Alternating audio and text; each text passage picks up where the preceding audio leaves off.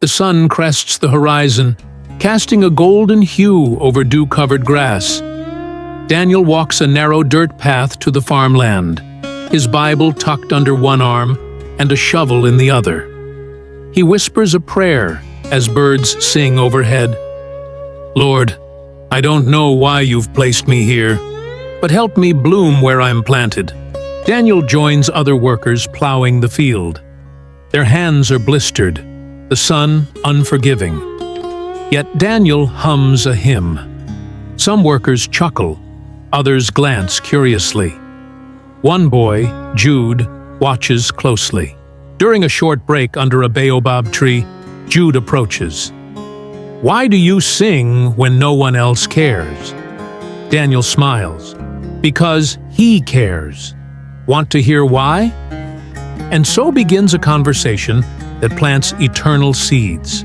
The next week, a handful of workers gather beneath the same tree. Daniel opens his Bible and begins to share from Matthew 13. Eyes light up.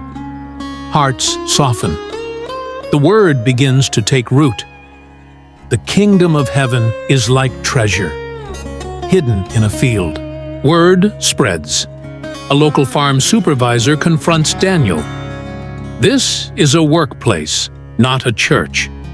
Daniel stands firm, but gentle. "We meet only after hours. We mean no harm, just hope." Tension rises, but God softens the heart of one watching from afar. A few months later, dozens gather weekly. The field becomes a sanctuary. Prayer rises with the wind. Healings, confessions, baptisms.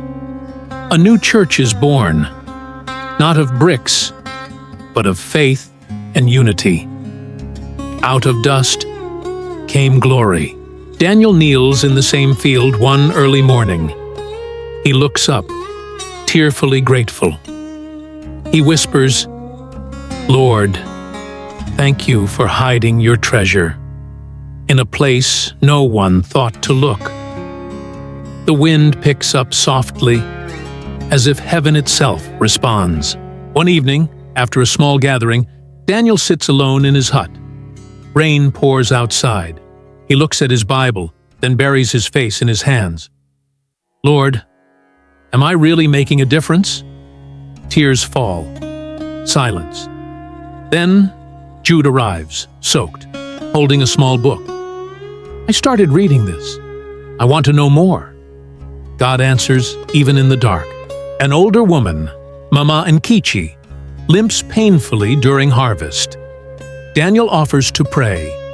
In front of skeptical eyes, she is miraculously healed. The workers stand silent, overwhelmed by the presence of God. Weeks pass. Jude's heart burns for Jesus. One Sunday, he steps into a shallow stream. Daniel waits. Jude confesses his faith. As he rises from the water, cheers erupt. A new leader is born. Old things have passed away. All things have become new. News spreads. A city pastor hears of the revival and writes to Daniel, offering support. Books arrive. Supplies come in. A new tent is built beside the tree.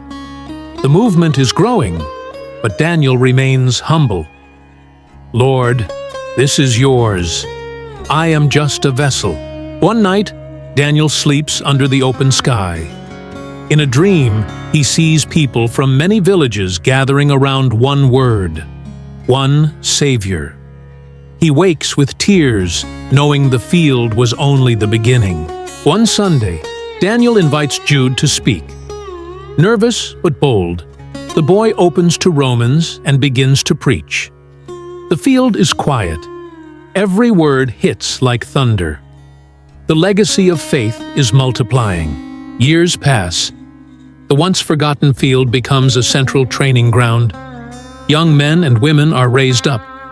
Churches are planted. The wind of revival spreads. But Daniel, still in the field, still serving, still faithful. The treasure wasn't just the word.